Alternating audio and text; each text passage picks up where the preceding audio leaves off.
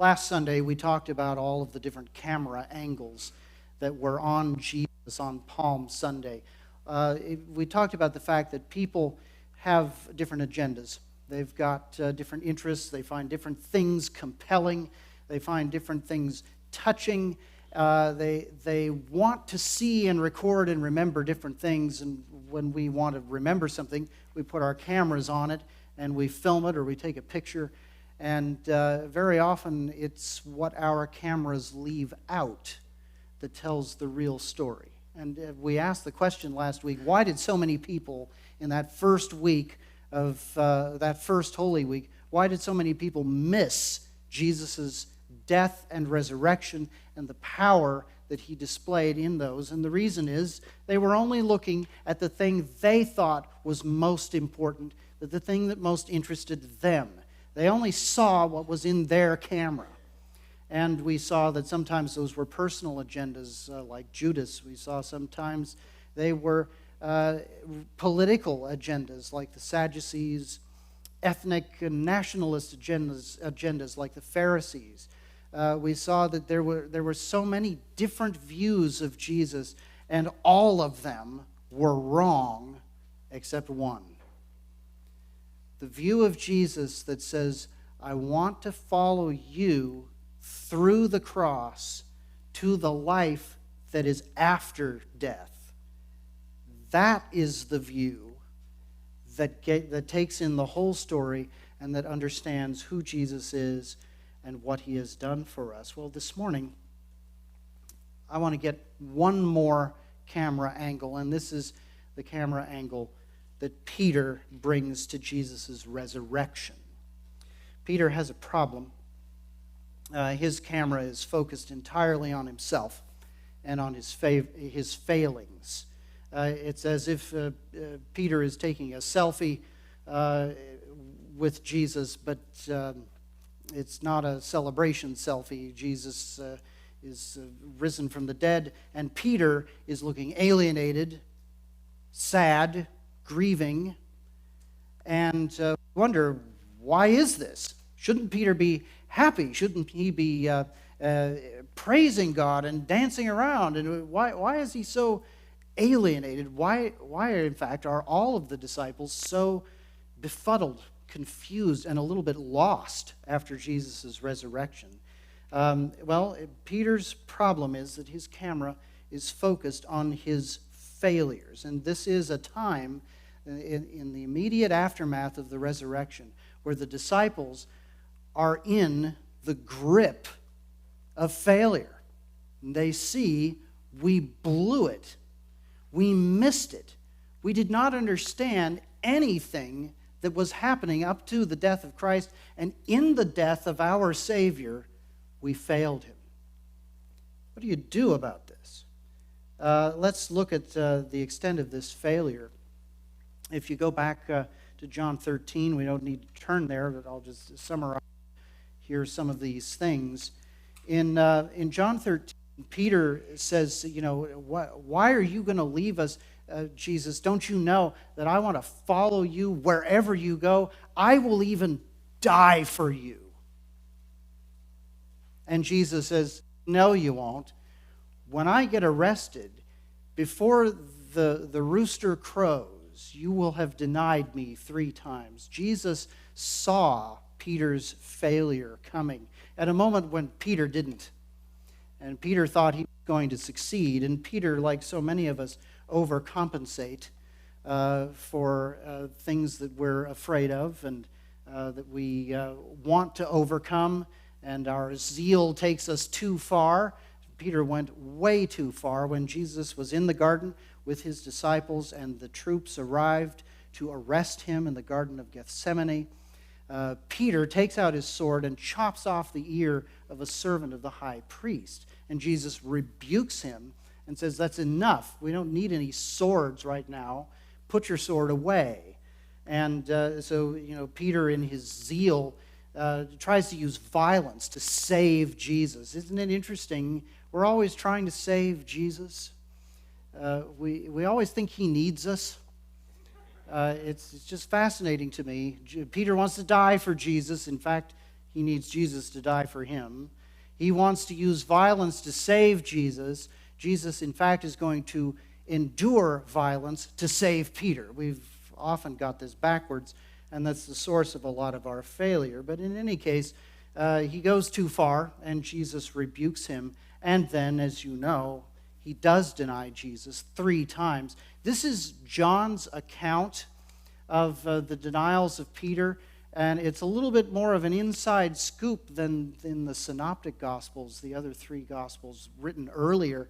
And there's a strong case to be made that Peter probably denied Jesus at least 6 times, if not more, because there are lots of different occasions described here. In the sense, when you put all of the Gospels together, is that Jesus was in there on trial, and Peter was right outside denying him to all sorts of people. In John's account, in John 18, Peter is invited in by a servant girl to a courtyard outside Caiaphas' house, and he's invited over to the fire, and this little servant girl says, "Aren't you one of Jesus' disciples?" And Peter says, No, I'm not. I don't know him. Somebody, the people around the fire, outside, while Jesus is in trial, and it is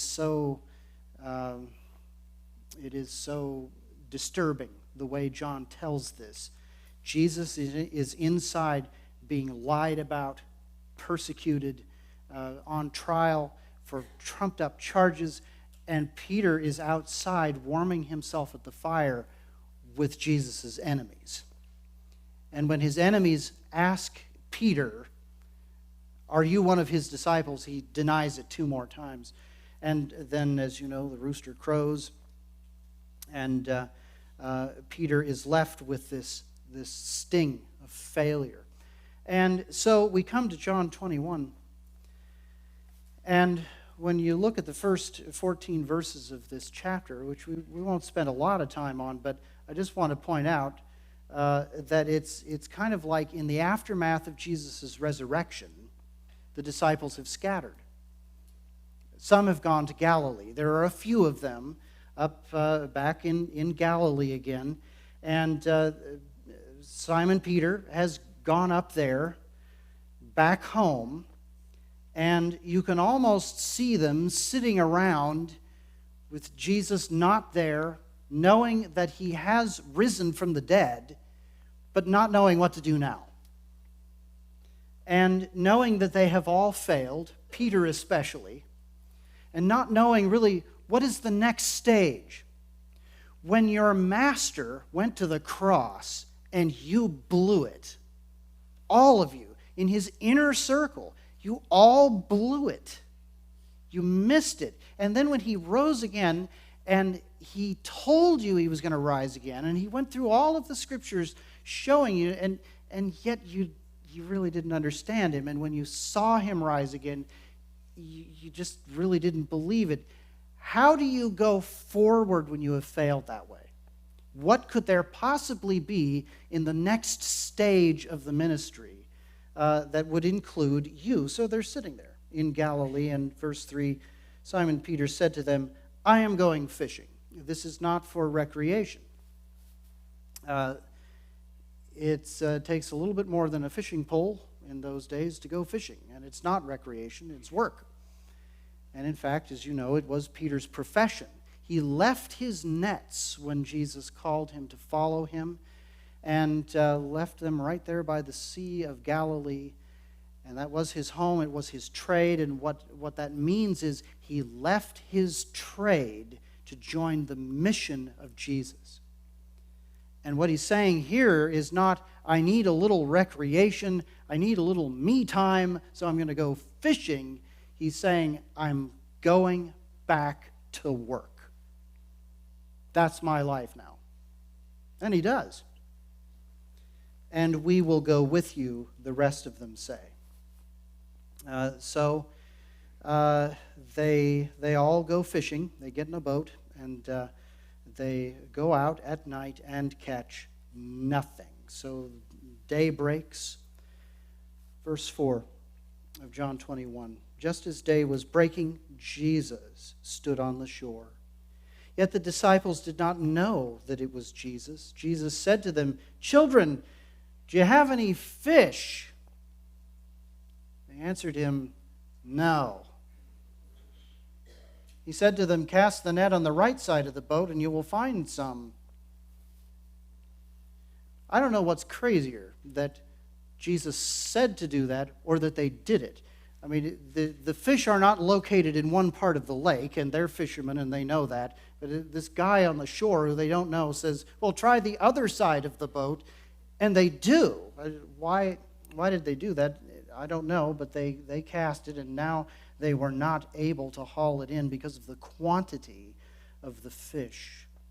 The disciple whom Jesus loved, that's John, the writer of this book, said to Peter, "It is the Lord." And so Simon immediately puts his outer garment back on, he puts his coat back on, jumps into the sea, and starts wading ashore. And Jesus says, "Why don't you bring the fish? I am making breakfast for you here." So they haul the nets ashore, and Peter does by himself. And the nets didn't break, even they were full of 153 fish.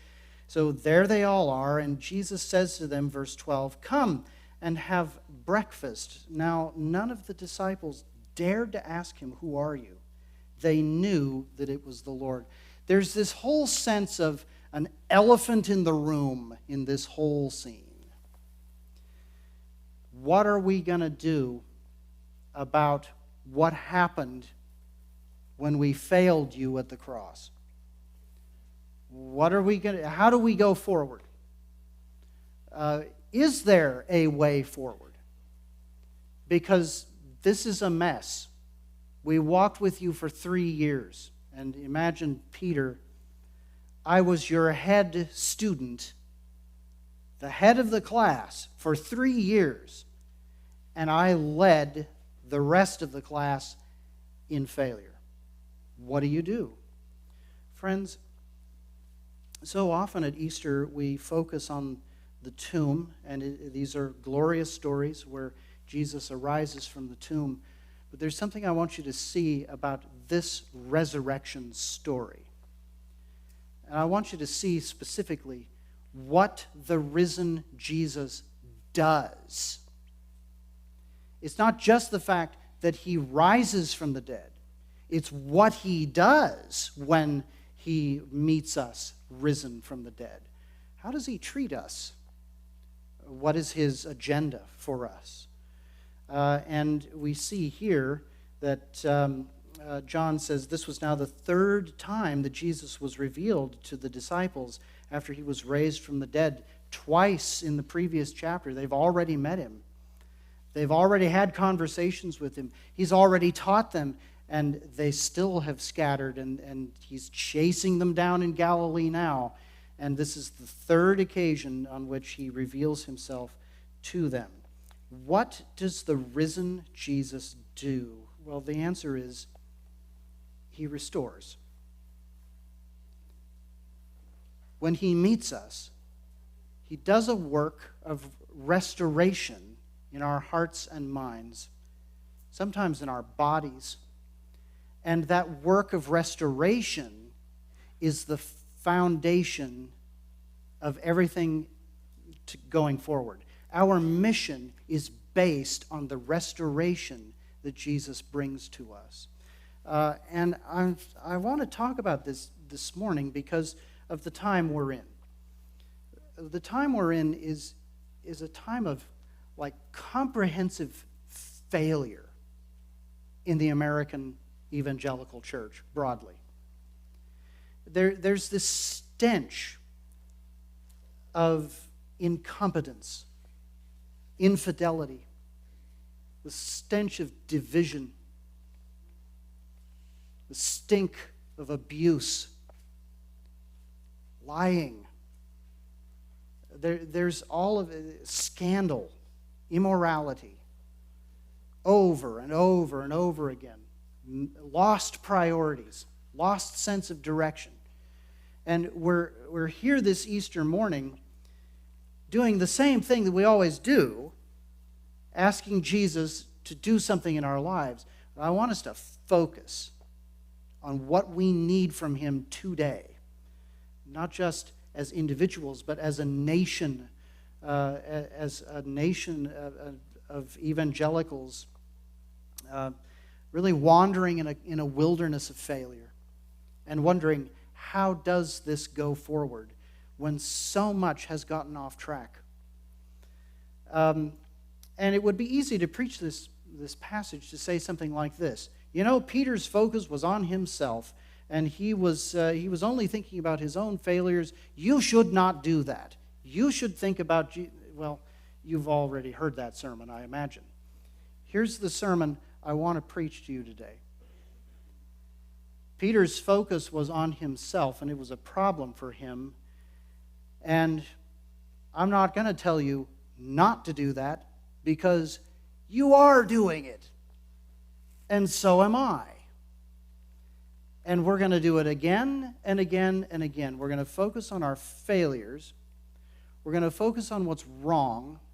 We're going to focus on our despair and wondering, is there any way forward? This passage was not written to us by the Apostle John to say, don't do this. This passage was written to say, here's what happens when you do this. So we're going to meet the resurrected Jesus Christ here in this passage from this point of view of he is what we need. He is the one who restores us.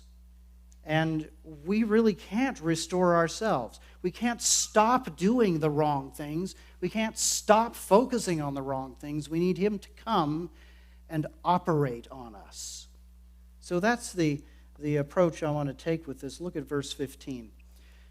Jesus is going to confront the elephant in the room, the infidelity, the failure in Peter. And Peter's still the head student here, so he's at the head of the class. The rest of the class is kind of looking on here as usual. And they are to learn from what Jesus does with Peter. I want you to notice the timing of this confrontation. Verse 15, when they had finished breakfast. So he meets Peter there on the beach for the third time. And Peter has this whole history that has never been resolved of saying, I will die for you, and then denying Jesus 3 times. That whole history is back there, and it's not resolved. It's never been confronted. And Jesus could have said, Peter, what are you doing back here in Galilee? Why are you leaving my mission? Why are you betraying me again?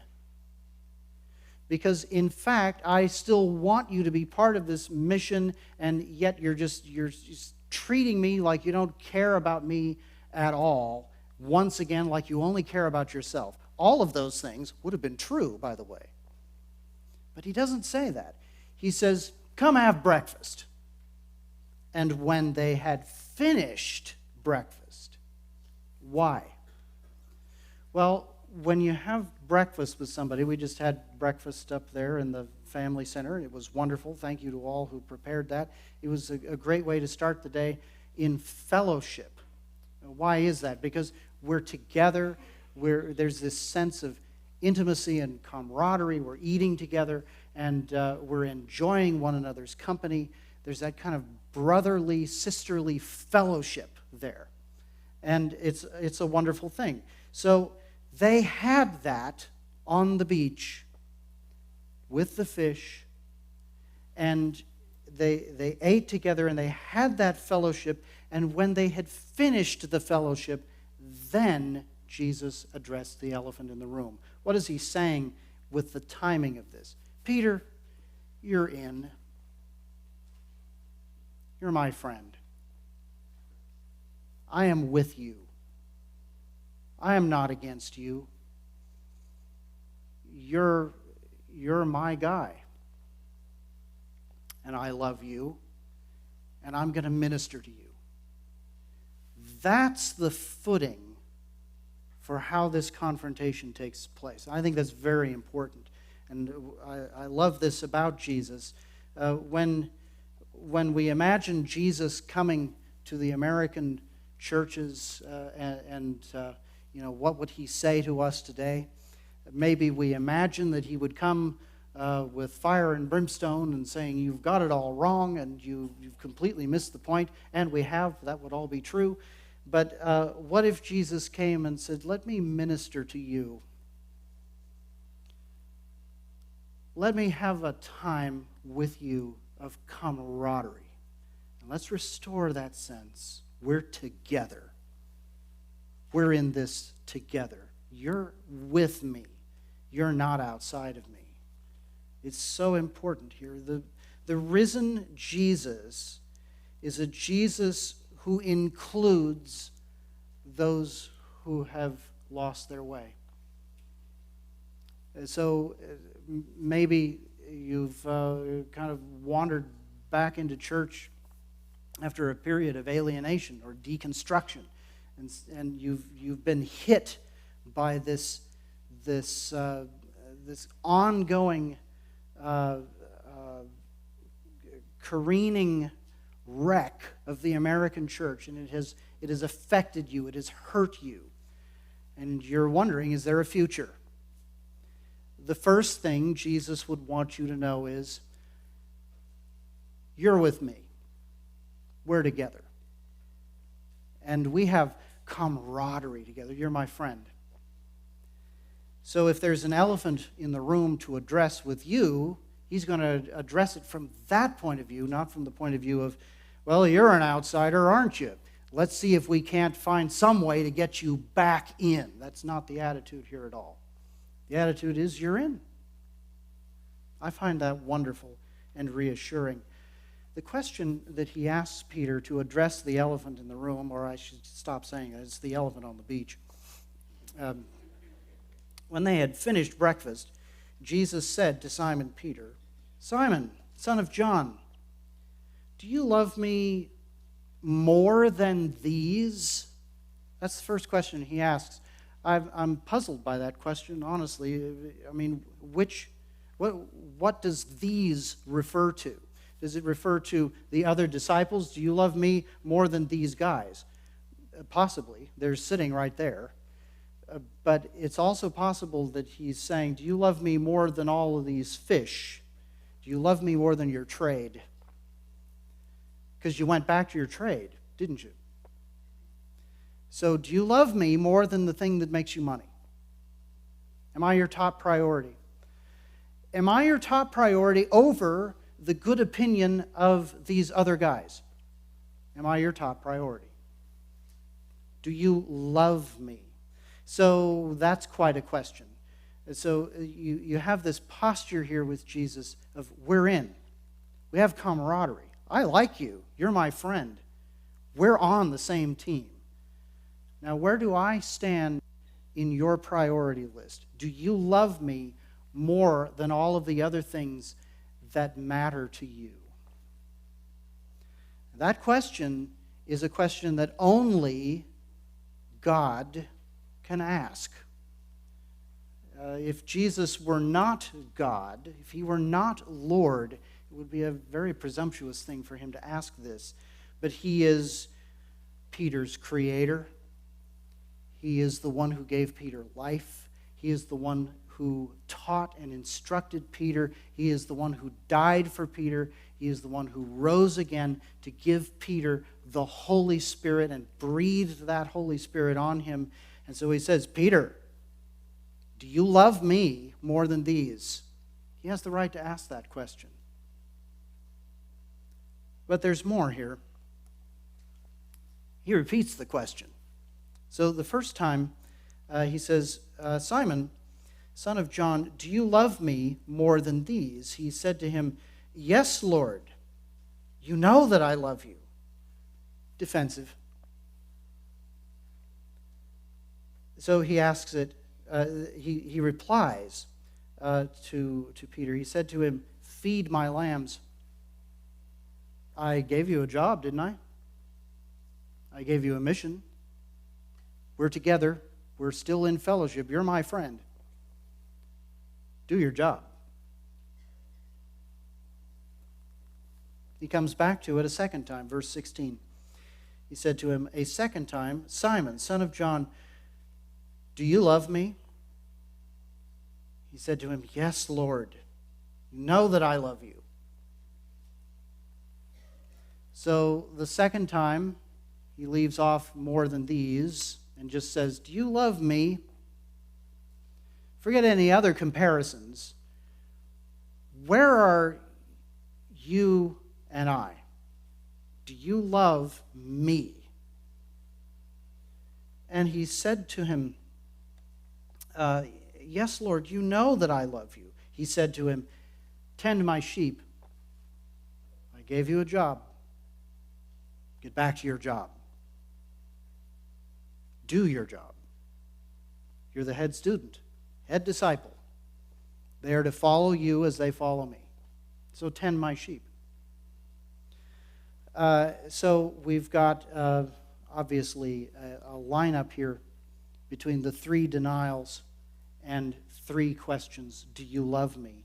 And so he says here, verse 17, he said to him the third time, Simon. And notice John the Apostle says the third time. John has in mind those three denials.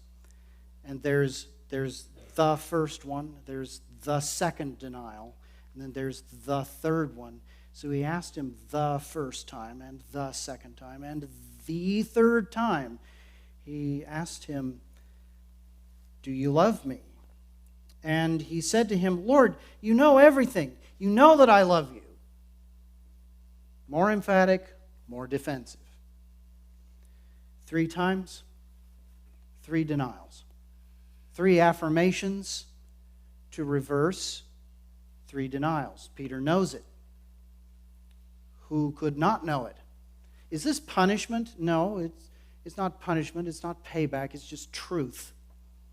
This is what happened, right? So we're going to address what happened. Friends, the resurrected Jesus, when he comes to us in his resurrected power to restore us, he is not coming saying, well, the past is past, let's move on. He's going to say, what happened back there? What was that? What was your role in that? And of course he already knows the answer, but he wants truth from us. And that's part of the restoration. There can't be restoration without truth. And it's one of the fantasies that we treasure most in our society, that you can have reconciliation without truth, that you can have healing without truth, that you can have love without truth. And the resurrected Jesus is able to come to us, and he's able to speak to us in such a way that we know we're on his team, we are affirmed on his team, and yet he's able to say, now what about that back there? Let's talk about that. Let's address it. He's not going to let failings sit there. Now sometimes the failings that have alienated us are a mixture. In Peter's case, it's kind of a one-sided thing. Jesus is perfect. Peter denied him 3 times. There's nowhere to really go with that. But in our lives, when we fail each other, it's a two-way street. And sometimes it's an intersection, and sometimes it's Grand Central Station. It's a little hard to keep track of who wronged who and what they did, because there's so much wrong. How do you account for it all? And what the resurrected Christ does with me is he comes and says, this is your part in it, right? So let's have some truth about that, and then we'll get back on track, because you're my friend. You're on my team. So that's what Jesus is doing here with Peter, and he's doing it in front of the other disciples who all need the same thing. So he repeats the question 3 times. there's something that does not come through in English that I want you to see this morning. And it addresses even more deeply the truth of what happened with Peter. And it's a bit of an argument, a bit of tension between Jesus and Peter over wording. There are two words, as you probably know in Greek, two words for love. There are multiple words for love, but one of them is agape. That's the one everybody knows and everybody likes because it's sacrificial love. This is the love where you lay down your life for a friend. So agape is everything love. It's I'm all in, completely committed. And that agape love is what Jesus is referring to when he asks Peter the first time, Simon, son of John, do you agape me more than these? Do you have that sacrificial love for me? Will you give your life for me more than any of these other things? The trade that pays your bills or the other people whose opinion you value? Excuse me. Will you sacrifice for me more than them? That's what he's asking. Do you love me?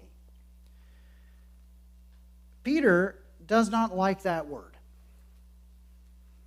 at all. He's very stubborn about this. Peter uses another word for love. It's also a very important word, phileo,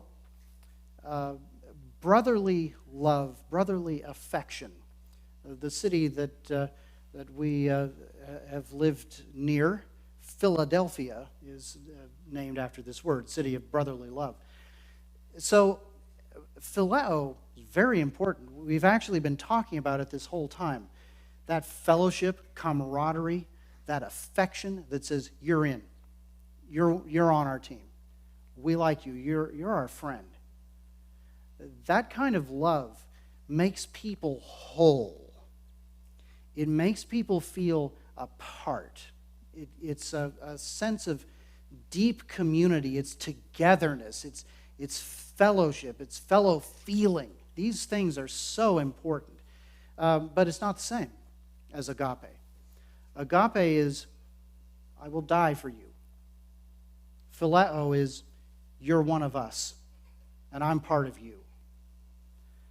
Well, when Jesus says, Simon, son of John, do you agape me? Peter said to him, yes, Lord, you know that I phileo you. You're my friend. I'm on your team. You're on my team. We're like this.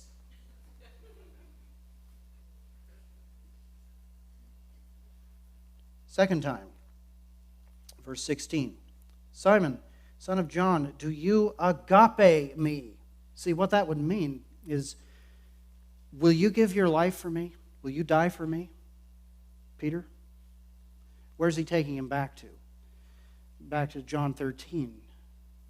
I'll follow you anywhere. I'll die for you, Jesus. And the moment comes, and no, he won't. He won't even acknowledge being with Jesus. So he's taking him right back there, really to the source of Peter's failure. Peter's failure is not fear. It's not kind of in the moment your mouth dries up and you're afraid of the consequences if you say, yes, I'm with Jesus. That's not the root of his problem. The root of his problem goes all the way back to his self-concept. I'm the hero. I'm the head student. I'll die for you. No, you won't, Peter. So part of the truth that Jesus wants from Peter is, will you really? Will you die for me? And Peter, again, is very stubborn about this. He says, verse 16, yes, Lord, you know that I phileo you. We're like this. But he's dodging the question. The third time, He said to him, Simon, son of John, do you phileo me?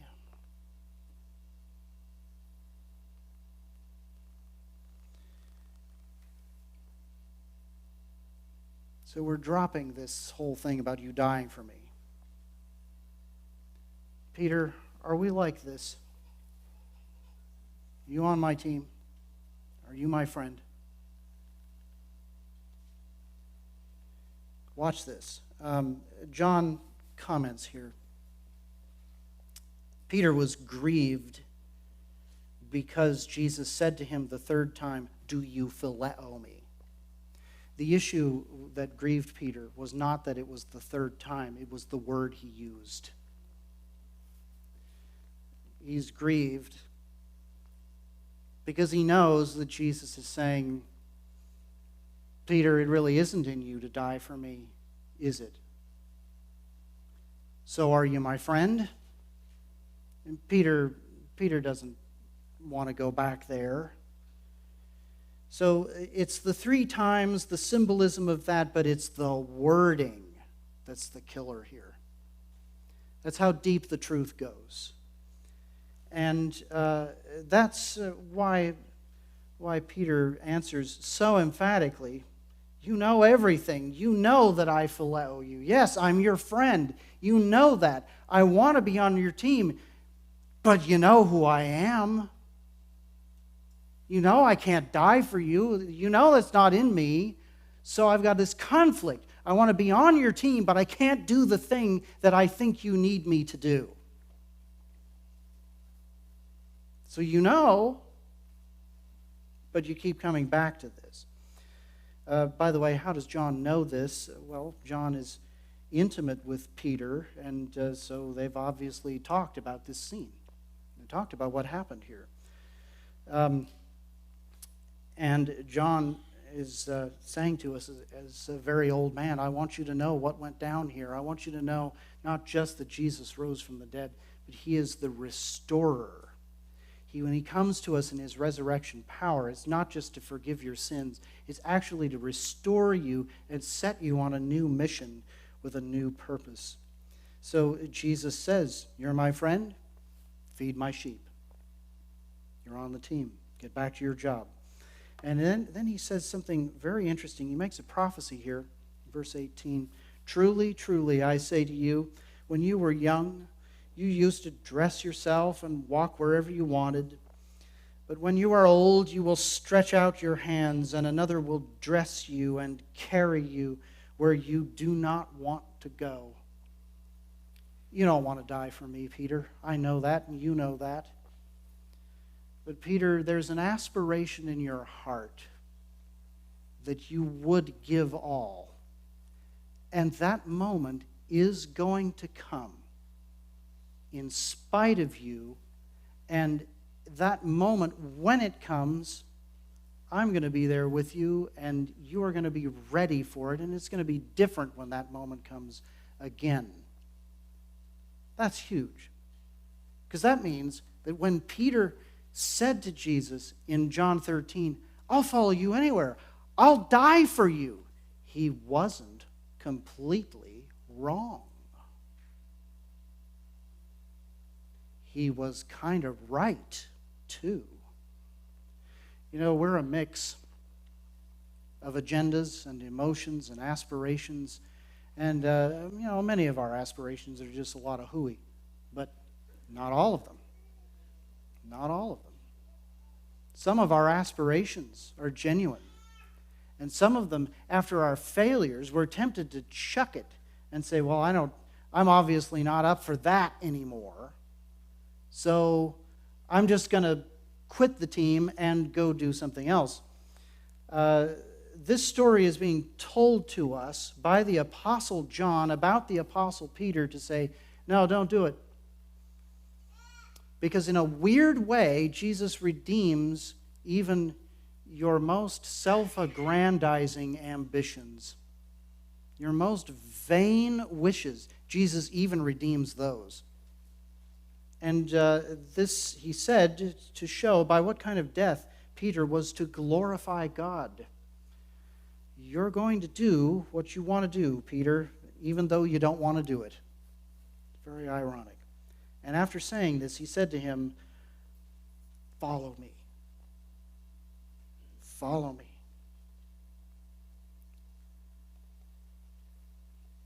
Let's think about that command, because he repeats it. Peter, being the impulsive guy that he is with ADHD, immediately shifts. And it says, Peter turned and saw the disciple whom Jesus loved, that's the Apostle John, following them, listening in on this conversation. The one who had been reclining at table close to Jesus and had said, "Lord, who is it that is going to betray you?" So there's this other guy who's intimate with Jesus, and he's following along behind. So Peter is having this moment of truth with Jesus, and Peter looks back at John and says, "Lord, what about him? What about this man?" Which is what we all do. We're having a moment of truth with Jesus. We're being restored. We look around at all of the people who are not restored, and we say, "What about them? They need to be fixed too. I'll go to it. I'll fix them. I'll show them what's right." And the Lord just completely turns the tables back on Peter once again, refocuses him, and says, "If it is my will that he remain until I come, what is that to you? You follow me." This is about you, Peter, not about them. The resurrected Jesus Christ, when he comes to us in power to restore us, he comes with truth, and he comes to reestablish that connection with us. And in that moment of truth, he wants us to think about our responsibilities as individuals. And he wants us to not pay attention to all of the people around us, the others who have failed, the others who have got it wrong, the others who have hurt us. He's just saying, "You follow me. Do you love me? Will you give your all for me? Well, maybe not. Okay. Are you my friend? Then be my friend. Do your job. You follow me." What we're saying here is that the resurrection power of Christ is not about avoiding the past. It's not about somehow acting as if the past didn't happen. It's going back into the past, retrieving the truth, receiving a redeemed power from the resurrected Christ in that truth, and moving on based on a new mission. Peter's mission and John's mission is now to go out to the world and say, "Jesus is the victor, I am the defeated. Jesus succeeded, I failed." Whereas if Peter had died for Christ, or had somehow succeeded with violence in saving Jesus, can you imagine what a monster he would have been in the kingdom of God? What a tyrant. But this way, Peter looks back on his failure. It is redeemed, and Peter is taken along by Christ, and he is made new. He is turned into a man who really will tend sheep and lambs and feed them and nourish them and bring them along in their weakness. You will receive a new mission if you are restored by Jesus. It won't be the old mission quite the same. It will be a redeemed mission. It will be a mission that continues in his power, not yours. And this is a little taste of what we mean when we talk about giving your all for Jesus, following him, trusting in his grace, that he will do these things when we cannot do them in our power. This is a little taste of what we mean by that. And John is saying to us across all these centuries, I'm the guy who saw this. I'm the guy bearing witness to you that you need to believe in this resurrected Jesus Christ.